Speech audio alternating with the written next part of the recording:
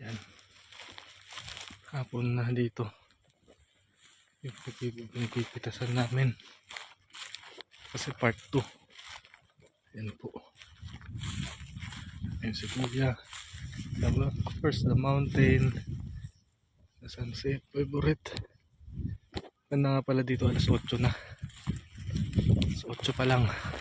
Pero parang mga alas 4:30 pa lang sa atin dyan sa Pinas. Back to normal. Araw na naman. My favorite place.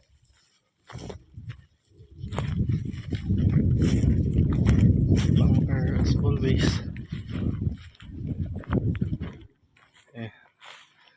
50 meters na lang to. Doon matapos na itong iba doon. Dito pala kami ngayon. Ito na lang tatapusin namin ngayon. Yan na lang side na yan. And that's all.